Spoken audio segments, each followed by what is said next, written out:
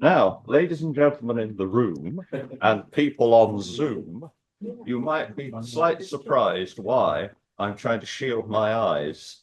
I'm Kevin Grady, a patron of the Thoresby Society, and I'm delighted that we have here today Clifford Stead, a chap I've known for over 30 years, who is going to talk to us about the Leeds Approach. But first of all, I must explain some of the strange issues with today's technology. We thought we were getting on very well with the digital technology, but today we have several technologies. And the first one is that Cliff is actually showing his lecture on 35mm slides projected from the carousel projector onto this screen. So Cliff and I are standing in front of the screen, being dazzled by the 150-watt light bulbs. We're returning to the days of the magic lantern. So the complexity is now that rather than sharing digitally a PowerPoint lecture with you, what we are doing, we have a camera in front of us that is focused on the projector screen on which you will see Cliff's images. And then from the laptop, it's transmitted to Alan Slomson, who is our host. And then from Alan, it comes out to those of you on Zoom. So it's all very exciting. At one point, we thought, are we going to make this work? Anyway, the Thoresby Society responds to every challenge. So let me say then, first of all, Cliff is a huge enthusiast about the history of the city and the image of the city. I met him 30 years ago when he came to a course on the history of Leeds, which I ran at Leeds Civic Trust. And at that point, Cliff was working in the printing industry. But he said to me on one point, I do pictures, And then we had an exhibition of Cliff's pictures, Cliff Stead, the artist, of his wonderful skyscapes, landscapes, townscapes of cities, particularly Leeds, with all mixing together buildings of all sorts, high-rise, low-rise, mixing modern with old buildings, and they were rather fantastic. And I thought, this lad has potential. Well, today, of course, if you go to the White Rose Centre, you can see one of Cliff's townscape images of Leeds writ large, enormously in the centre. If you went to the Hampton Hotel, that's right, on Regent Street, not only is its entire foyer and vestibule dominated by, sort of 8-foot high Cliff Stead images, every single bedroom in that hotel has a Cliff Stead or part of a Cliff Stead image. And he's gone from strength to strength. So rather exciting stuff. Cliff got involved in the Civic Trust Planning Committee and had been involved now for 30 years. So through the planning committee, looking at a tremendous number of planning applications, through his artistic endeavors depicting Leeds and other places, you sometimes get a bit of New York mixed in with Manchester and Prague, yes, all those things. Basically, Cliff has become an expert on the architecture and the planning of Leeds over many years. And he's always been interested in transport. And again, we put a blue plaque on the lifting tower, the wagon hoist at Wellington Place. Now, those of you who have been there recently will realise that is now this wonderful remnant of Victorian architecture that took wagons up and down in this lift between various levels. This has recently been renovated by MEPC, who own Wellington Place, and they commissioned Cliff to make several films about the development of the central station and that site. And if you go down there any day of the week or the weekends, you can go in the wagon hoist and you can see the videos which run continuously of Cliff walking people around the site and explaining, and it is tremendously good. So he's a man of many talents. So today, one of the things Cliff will explain, but effectively, one of the things Cliff's been fascinated about is the way transport and the approach to vehicles in the city have changed over the years. And there was something, the Buchanan report, which Cliff will describe, looked at how traffic in towns, as it was called, could be transformed by design of all sorts. And Leeds was one of the specimen towns, wasn't it? It was a case study. Yeah. And so thereafter, the Leeds Council produced what it called the Leeds Approach, which Cliff will tell us about. So thank you very much, Cliff. The technology, It's old working so and new, fast. will be all right. Okay, great. Thank you. Okay. I'll move out of the way now, so I'm not blinded. I'll just get us up to the.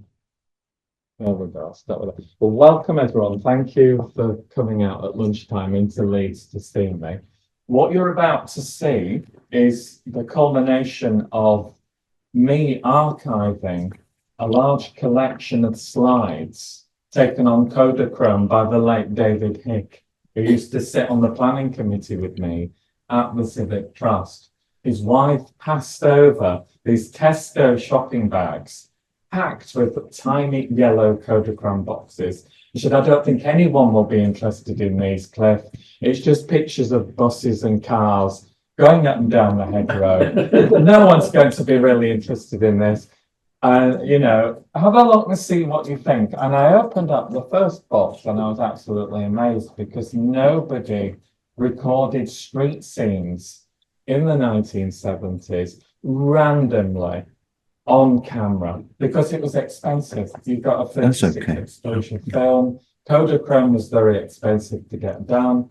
And it turns out that David, as a traffic engineer at the old Poly, was basically recording the street scenes of Leeds to show his students as the traffic engineers of the future. Now, I grew up in Leeds. I actually grew up in Kirkstall, near Headingley Station. And one of the things that always mesmerized me as a child, I used to get the 77 bus to Leeds with my mum, and I used to feel like we were living through the Blitz.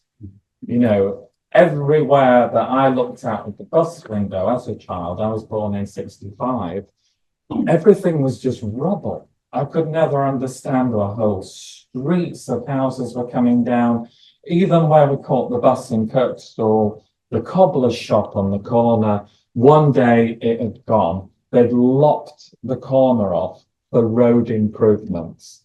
And it was only when I came to the Civic Trust and actually worked with Kevin on some old archive pictures back in the 90s that I learned about this Leeds approach. Why did Leeds do what it did? What inspired it? So you've all heard of the Beeching Report in 1963. Everybody knows about that. But very few people know about Buchanan. And this ran alongside, and it was almost dealing with the aftermath of transport. Like the trams had gone in 1959. The rail network was cut by a third around 1966. And so what Buchanan did, he picked 3 case studies. None of this had to be sort of taken into planning law. It was simply a report. All he was suggesting is maybe if we knock down 48% of Leeds city centre and made the whole of Park Row multi-storey car parks, it would be easier to come into town. It was never supposed to be acted upon. It was just a paid government report. Leeds adopted it. And David Hick, when I joined the planning committee, had this marvelous sort of purple blazer. I'm sure you'll remember it, Kevin. Yes. It had a scale ruler in the top pocket and it had a row of pens. And every time we looked at a planning application in the 1990s, he would get out his Leeds Approach city centre map. And this thing used to come out, and overlaid across Leeds city centre was a kind of Los Angeles style motorway network. The town hall was on a traffic island, a roundabout around the Corn Exchange, and Kirkgate Market was going to be knocked down for an express bus station. So if you have a look on here, I'm just going to point out, so that's City Square, here's the railway station. You see these boxes here? These are multi-storey car parks. And so they actually built the Woodhouse Lane one, which is up here. But there's the inner ring road coming around the outside here. And the plan was to sit these, that's Kirkgate Market, by the way. Quarry Hill Flats. And the plan was to upgrade all the roads and just turn it into like a motorway city. Let's move on. There we go. So this is what they managed to build. So this, we're sort of looking here. Let's have a look. Sort of about late 70s, really. Yeah, so you've got the Merrion Centre, Tower House. You can see the impact that the Leeds Approach had. And the plan was, how many of you know about the Bridge to Nowhere? So the Rusty Tower, the Leeds Beckett, is sort of stands about here. This was the Headingley motorway. This was one of the pieces that they actually built. And the initial plan was to have the inner ring road, and then spokes of the wheel, they would upgrade all the major corridors coming out of the city. And they were going to start with the A660. So that was the route that was going to begin. And so here, you can actually see the northbound carriageway. And that would have ploughed through Hyde Park Corner and would have caused enormous damage. This was the only car park we actually got at the time. And then you can see the rest of the city centre here, Quarry Hill Flats, still standing at the back. So here we go. Now, when I read the Buchanan report, which again, the city took it as gospel and started to work on it almost straight away. So you've got your motorway network coming in here. So here's the M1, M62. But you'll notice here, it says existing roads, including improved existing roads. When I actually dug down into the detail, it was these roads that were going to do the most damage to communities in Leeds. And it tied in with my growing up in Kirkstall and seeing all the ends being chopped off, terraced housing, was so that these regional connectors that would connect the new motorway. So that's the Headingley motorway, just sort of coming up here. And you can see this motorway was a northeast motorway, and that was going to demolish Hare Hills. It's going to go through the Burton site and connect. And it was just an obsession to get cars through. And these were all supposed to be ready by about 1981. Okay. Okay. And so in that period, so this picture here is taken about 1971. Does anyone recognize where this is?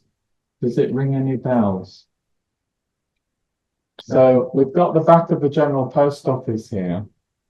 This is the iconic Norwich Union building with its blue plastic tiles is here. So that's Infirmary Street. So tied in with Buchanan and the Leeds Approach was something called the Comprehensive Redevelopment Zone. And they would take a sector of the city. And in the case of this area, this was office. This is the office zone. And so we lost a lot of the really beautiful buildings on Park Row, came down as part of this. They literally draw a line on a map and just comprehensively redevelop it. So where HSBC Bank is, all that particular area was just leveled. And we've got structures like the Norwich Union, which is long gone, thank goodness. Did anyone like that building in here? No. I had a family member who used to work in there, and she said that in the winter, when it was cold, they used to shrink those plastic tiles and they'd slide past the windows. In the summer, the heat used to flex them. And so people would be walking along the skywalk of the city square and they get hit on the head. That big lump of turquoise plastic just to strike them on the head there. We can see that. So the other thing that I remember growing up about Leeds, and it ties in with the Leeds Approach, is the wholesale demolition of suburbs. And especially where I grew up in Kirkstall, we lost a lot of the housing going into the city. Does anyone know where this is? Anyone recognise? That's St. Bartholomew's. That's St. Bartholomew's in Armley. And all the old housing around was sort of lost in that area. But sort of local centres were demolished en masse. So places like Bramley, Chapel Allerton, Burley were all taken down in this period. And so Leeds had not really been bombed in the Second World War, but it was almost like we were bombed in the 1960s by bulldozers, you know? So the A660 Headingley motorway came up against some very stiff opposition. And so they couldn't push that through. They built the northbound carriageway across the inner ring road. And so they turned their attention to the A64. And so this motorway city connector, they just got on with working on this bit here. So this was turned into an urban motorway. That's the Irish Centre going up, that's Cross Green up there. And you can see my grandparents lived up here. And crossing the road, they suddenly found themselves elevated in the sky on this horror footbridge, or they could go in a subway under the road. So my nan used to carry her shopping over some railings and literally run across 3 lanes of traffic rather than go in a tunnel. And there again, you can see the scale, some lovely vintage cars for sale on there. And this is the infamous Woodpecker Junction that they only built one side for some reason, and then many years later had to correct it. You can see the skyline of the city centre here. This building has only recently been demolished. It used to be one of the tallest in the city centre. It's now been replaced by the tallest building in Yorkshire, which has actually got up to its full height now. And Quarry Hill Flats is just sort of peering out at the bottom there. You can just sort of make it out. So this is part of the mass, what I call the Great Disruption, which is between about 1964 right through to the early 80s. Again, this is the St. John's Centre redevelopment. So what you've got here are the shops actually on Merrion Street. And then the Merrion Centre, that all still exists today. That's all still around.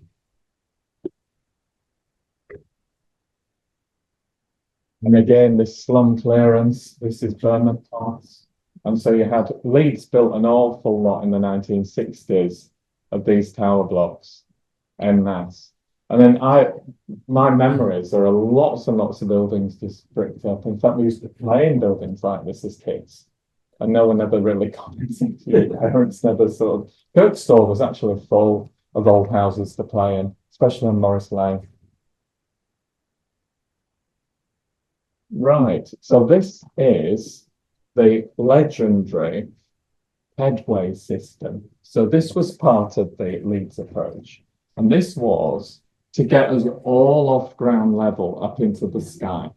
And so every new building, as part of the planning process, had to have a podium and it had to have a walkway deck at the top. And then the plan was to join them all together. And David, thankfully, David Hick managed to rescue a lot of the old documents and copy them so that we could see the full extent here. And you can see that's Park Square there. But you can see the town hall was going to have an elevated concrete walkway going round the outside above the lines. I mean, it's absolutely astonishing that anyone would even consider such a thing. This is a bit of ground level landscaping here, but generally speaking, the plan was to walk across the entire city in these pedestrian elevated walkways. I don't know if anybody remembers walking. Did any of you walk on these elevated walkways? You did. I used them as a photographer because they were great viewpoints. Because no one ever came along to disturb you. You know, you never saw another living soul up there. And then, of course, the other thing that Leeds did a positive in this period was basically, I mean, we are in this building here. So the pedestrianisation in 1970 was a real plus because we got the largest in Western Europe, I believe, largest pedestrianised zone. And I remember this ever so well as a kid coming into Leeds with my mum, and there was a shopper's bus that used to connect the railway station and the bus station. And my mum was very savvy. She knew exactly where to catch this that would bring you down here. There it is. It was 2p. I can remember because I just put the money in the machine. It was to pay exact fare only. The drawback with all of this, of course, is we've got this lovely pedestrianised zone, but all the beautiful buildings were knocked down. So I don't know if anyone recognises these buildings here, what this used to be. These all still exist today. So this is Commercial Street here. Do you recognise that? Tesco's is here. But look at that beautiful stone. That was the Yorkshire Post. All their printing presses were at the back here. And that is now the big giant pinnacle West Riding House tower block. Sort of sits on that site now. When I showed these pictures at Light Night a couple of weeks ago, younger people in the audience commented on how well dressed everybody was in 1971. And if you actually look into, there isn't a tracksuit inside. There isn't a tracksuit anywhere. And, all the ladies have got wonderful hats on. Whatever you might say about the architecture or it's sooty and dirty or whatever people would comment on, the general public were very well turned out. Immaculate. So this is those buildings once they come down. So these still exist. I think that's a Starbucks now. These were to go shortly after as part of the Bond Street Centre. And this is Pinnacle being constructed here. The cement mixer down at the bottom. And of course the Leeds Library here. Lots of interesting street furniture there that wouldn't get past today for trip houses. I mean, there's no way you'd be allowed to put things like this in now. I remember the bomb-proof litter bins that were made out of solid concrete. They were like big circular pebble dash things that used to be down here. I could never understand what the glass cabinets were for that used to go down this street. Now this is an interesting one. So this is October 1972. Luckily for me, David wrote on every slide what the date and what these things were. This was the Great Brigate Foot experiment. And for 1 week only, they got rid of all the cars and the pedestrians could go wherever they liked. And they dropped lots of grow bags. So you can see all the plants going up and down the side here, but buses were still allowed to come through. Well, a risk assessment now, there's no way you could walk down the street with your shopping and buses were still appearing. What's interesting as well, which I hadn't noticed, is this was before the EU referendum. And so there was a big push to go continental. And that's what all this stuff is here. And then you've got bemused bus passengers who've got to climb over the grow bags to get on that bus to Moortown on that side there. And that's what we ended up with much, much later in the 1990s. But the foot experiment of 1972 was a trial just to see how it would work.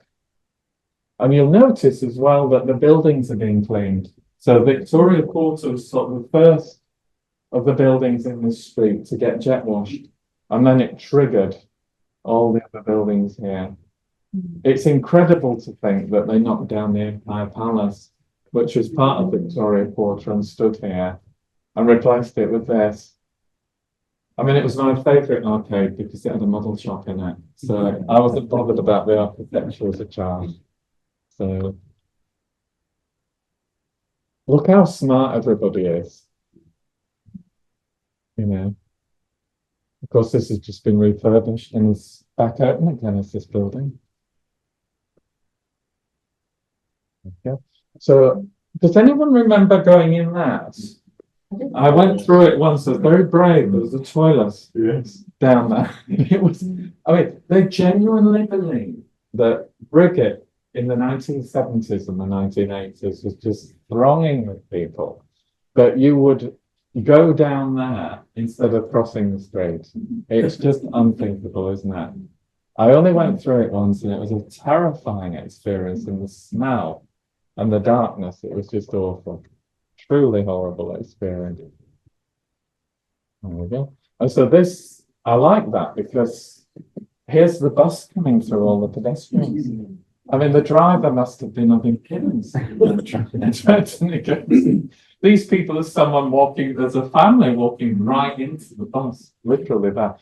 Somebody asked me a couple of weeks ago, I didn't realize Brighett had bridges across it. We went, did you go up there to the top? And I said, no, these are the actual traffic light system that they installed. Sort of American style, really, that went on there. And I put this one in because I think there's so much going on in that picture, which is quite something, really. The multitude of shoe shops.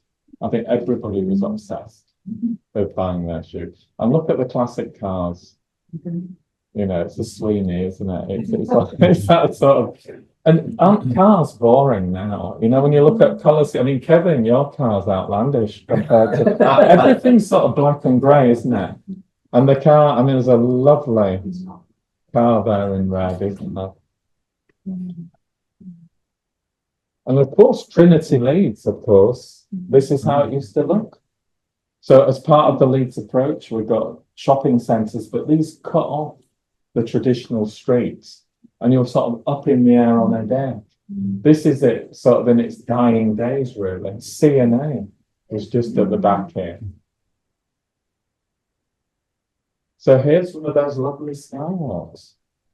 And a very brave person walking across it there.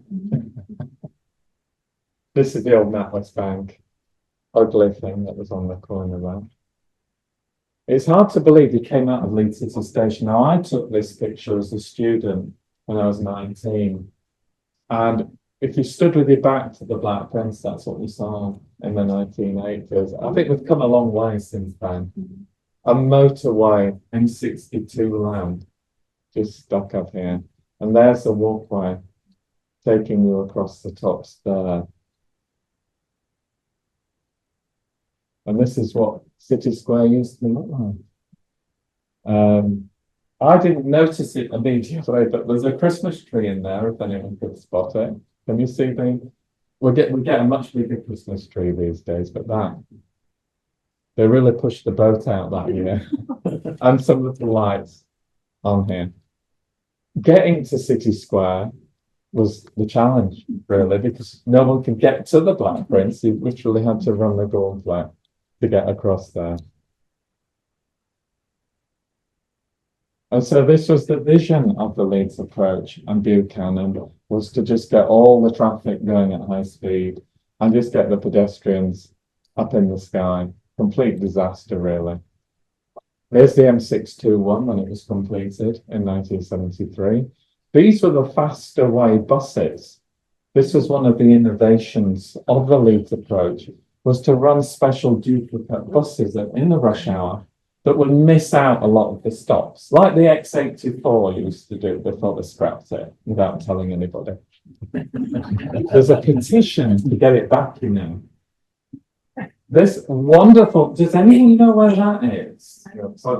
Yes. So Morrison's is sort of up here. I mean, this was the other thing. I mean, how on earth you could maintain an escalator outside in all that and make it safe to actually operate? But this was part of the underpass at Woodhouse Lane. And there was that weird sculpture that was put down there as well, androgyny. It was put down there. There we go. I mean, that's not inviting, is it? You know, you're going to risk your life, aren't you? You're just going to run out in front of the bus. You're not going to go down there. Leeds Arena is here now. So this was the hedgerow improvement scheme. And this was something that David was particularly interested in. My mum worked at Lewis's, and we'd get the bus into town. And I can remember the hedgerow was a Berlin Wall to cross. It was an absolute nightmare. It was terrifying. If you wanted to go from Lewis's to Schofields, you took your life in your hands. It was just like crossing 6 lanes of incessant traffic.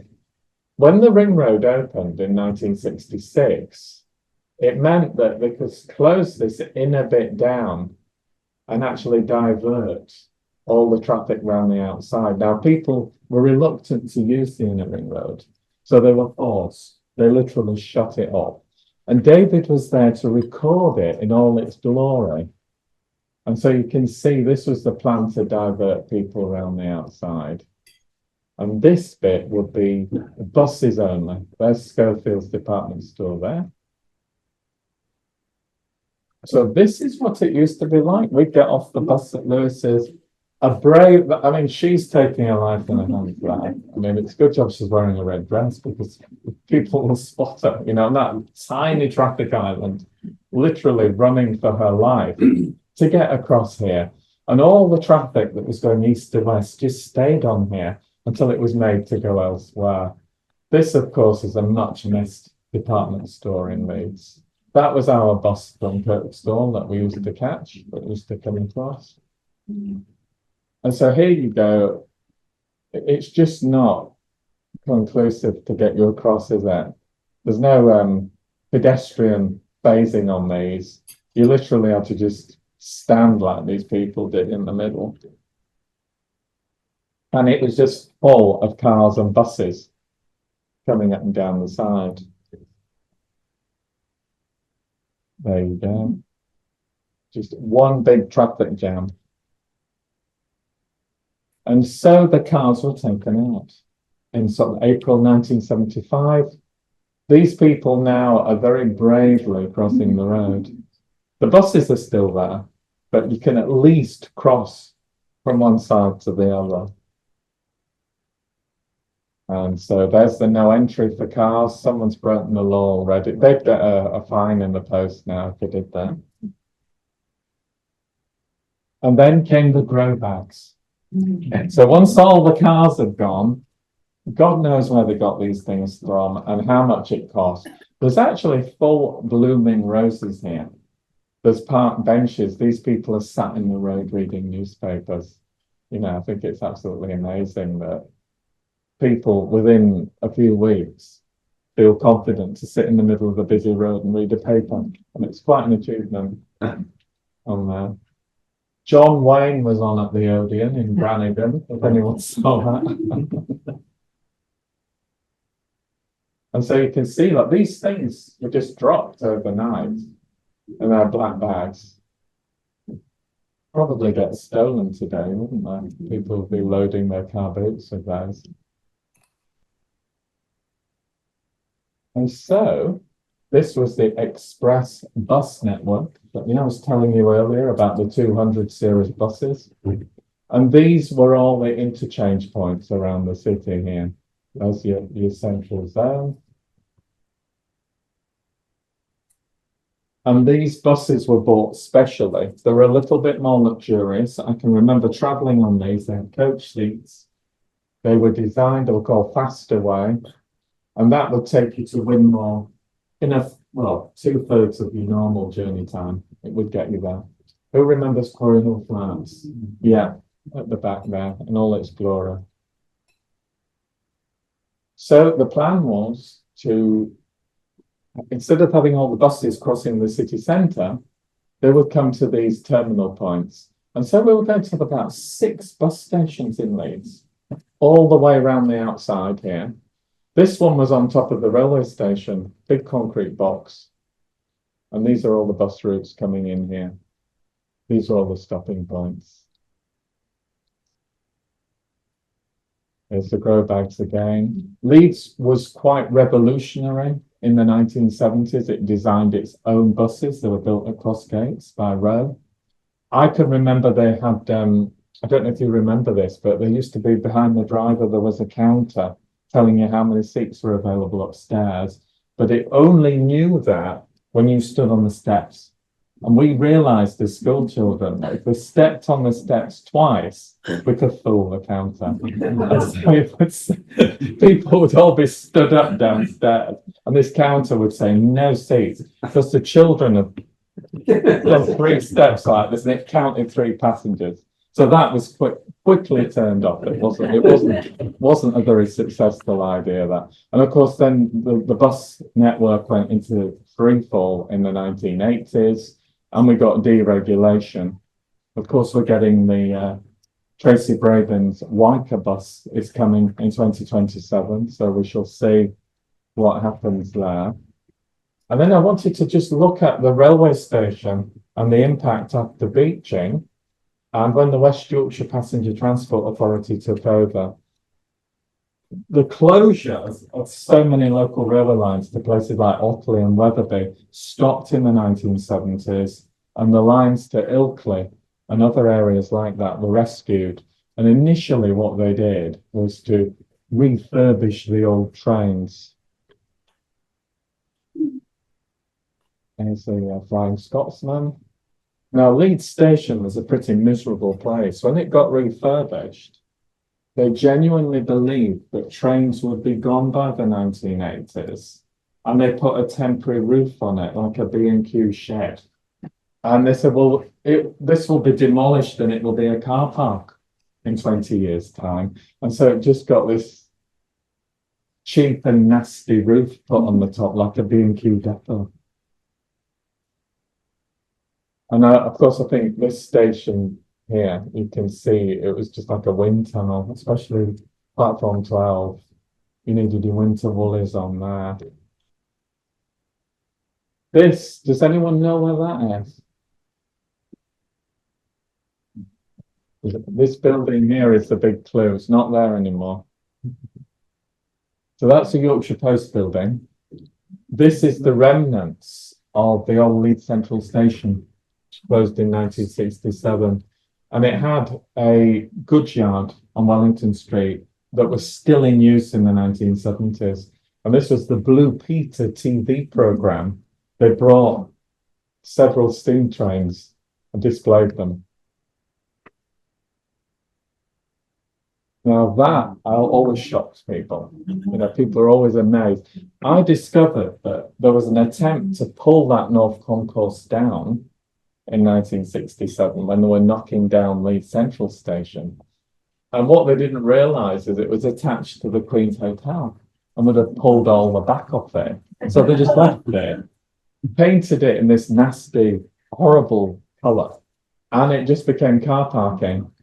And I can remember walking through, like, you could walk down the side into the ticket office down here for years, and there was this horrible smell. It was an absolutely awful place. So it's incredible. Oh, that's still a bit out of focus. We'll move on from that one.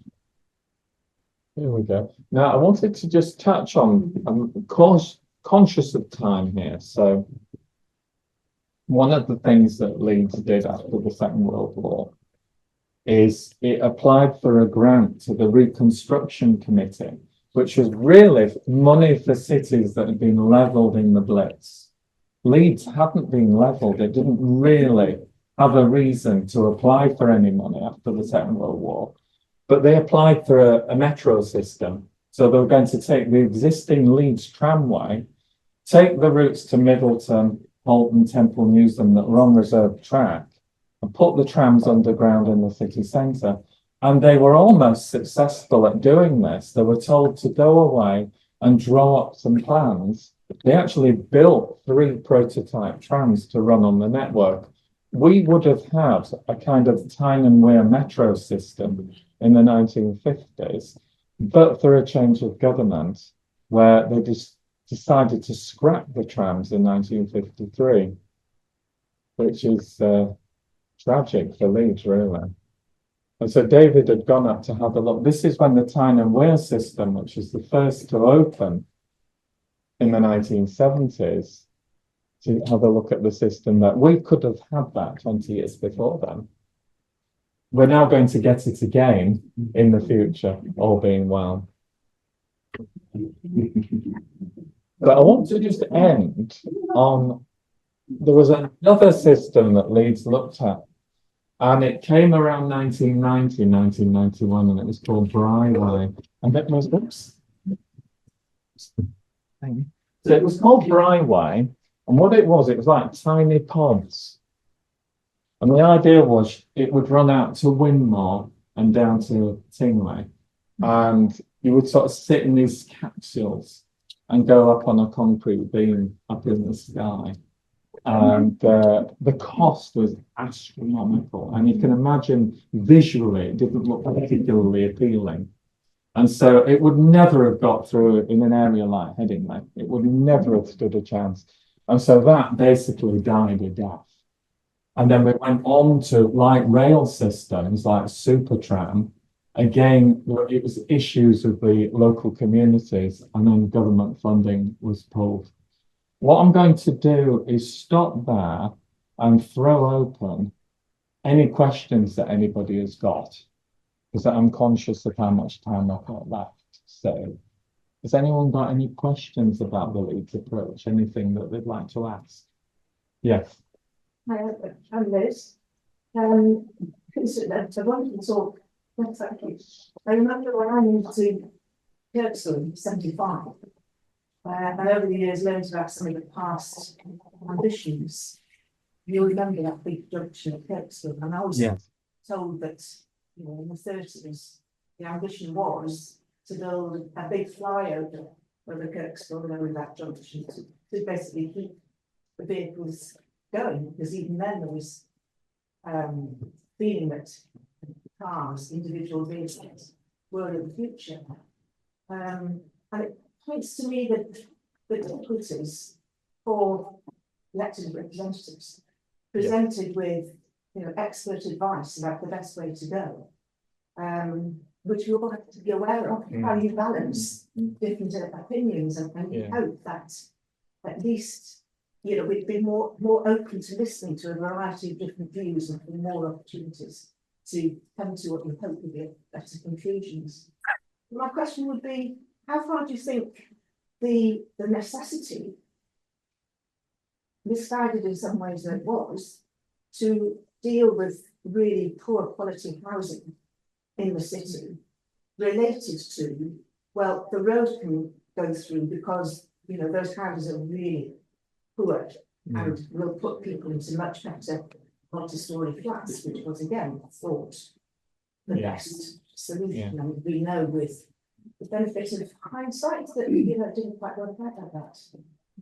Let me just say that people on Zoom won't have heard the question, so can you give the context? Right.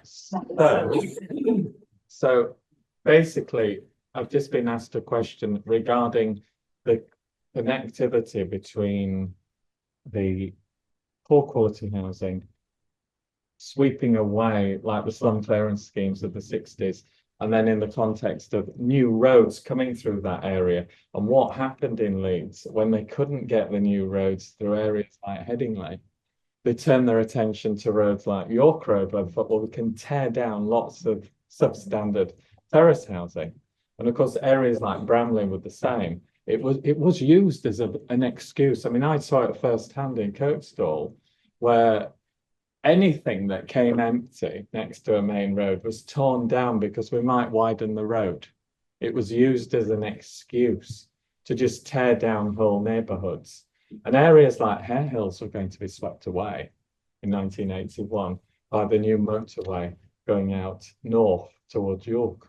So that it was used very much in that period, sadly. We lost some really good quality housing in Kirkstall that today, with bathrooms put in and modern amenities, would be a real asset. They'd be listed buildings now, especially the cottages down where the leisure centre is in Kirkstall. I went to Beecroft Street School and I saw the housing, all these really good quality stone houses just being torn down and replaced by very substandard council housing stock going up next to it.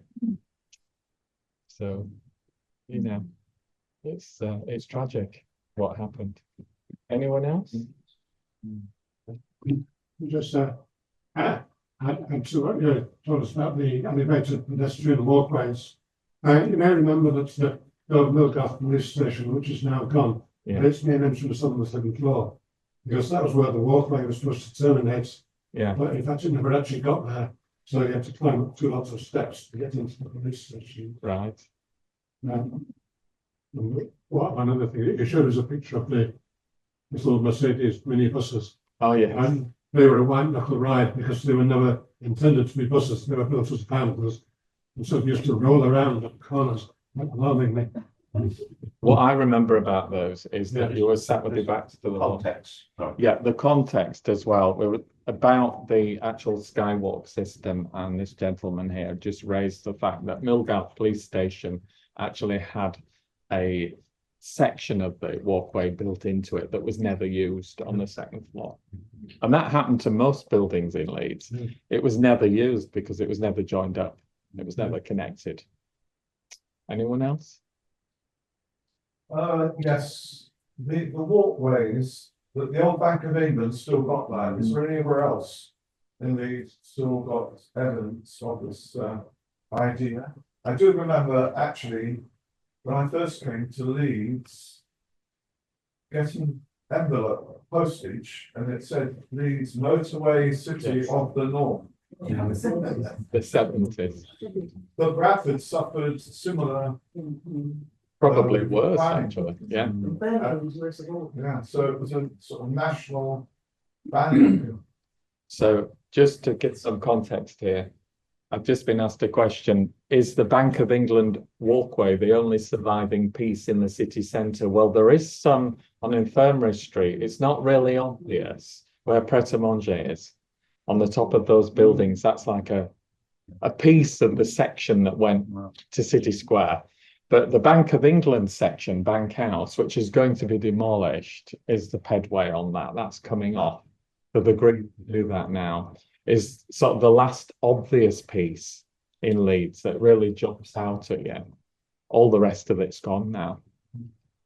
Anyone else? Just a comment, Cliff. Yeah. You talked about the Bryway scheme. Right, Yeah, you'll stay where you are. Right. We can both be here soon for the first time, almost. Yeah. Oh, We've gone off. Oh, what's happened there? We've been replaced by. Oh, no, we're back. Thank you, Alan. Yes, yes. The Bryway scheme, of course. This whole issue of Leeds and the super tram and not happening. And of course, when the discussion of light rail came along, as you say, the first scheme was the Bryway scheme, and this was a concept that John Trickett, when he was leader of the council, was very attached to. And of course, as you say, you know, it was saying, well, we don't take up road space, so can we put the tram, as it were, up in the sky? And of course, you remember a furore in the newspapers at the time. This was the early 1990s, wasn't it? I Yes, think. it was. Yeah. And of course, people were complaining that this tram in the sky was going past their bedroom windows up the York Road and things like that. And of course, it was an ill-conceived scheme. And the problem was that this was part of the sequence of how Leeds didn't get a tram, because it was a crazy scheme. And I remember Dennis Healy, who was then MP for Leeds, sent me a copy of a letter that he'd sent to John Trickett as leader of the council. And it was only a 2-liner. It's in Civic Trust archive. And it was to John Trickett. And the gist of it was, Sonny, it's not going to happen, so give up. And I thought, well, put in his place. So we must try and dig that out. But of course, we just go on from, and of course, again, the other thing, of course, wasn't. I remember that then the plan was to have the system where we had trams on certain routes, and then was this mysterious thing called the guided bus. Oh yeah. And you and I went up to Chapel Allerton, wasn't it Chapel We Allerton? went on a test run. We went on a test run on this guided bus to see how exciting it was and would it work. Bounced around in our seats. It was a bit hairy, Yes. wasn't it? But I mean, that's one of the issues for Leeds, because it was always, you know, sort of 5 years behind other people who had supertram schemes like Sheffield and That's right. and Nottingham and things like that. If we'd not had the false starts, well, certainly the Bryway false start, we might have had a tram system now. Anyway, any other questions or comments? I think we've done pretty well.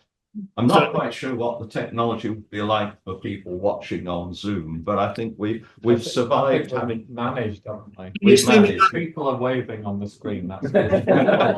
All right. Yeah. Oh, is that a question or is it a wave? Yes, Tony Ray wants to ask a question. Yeah, can I make a comment? Ask him to do that in your Going microphone. back to Commercial Street, I worked as a town planner in Leeds between 1967 and 1973. Can you hear what he's saying? I can just hear him. Right. And I was studying town planning at the college in Leeds, and we had a field trip to Copenhagen where we saw a pedestrianised street called Strøget.